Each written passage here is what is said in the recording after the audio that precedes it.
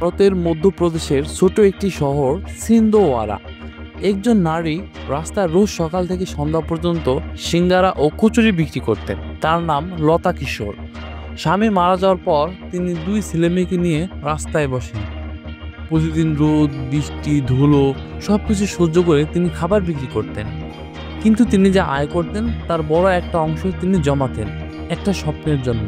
সেই স্বপ্ন ছিল নিজের মতো আর কোনো মেয়ে যেন স্কুল ছেড়ে না দেয়।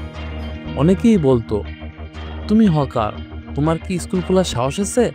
তিনি হেসে বলতেন, আমার সন্তান শুধু নয়, আমার শহরের সব গরিব সন্তানেরাও পড়বে, এটাই আমার স্বপ্ন।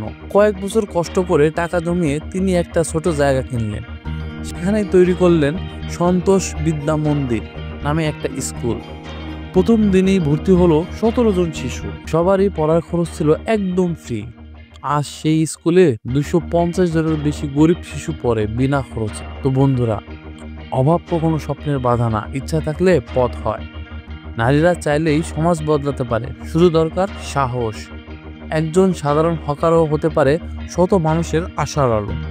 ধন্যবাদ সবাই।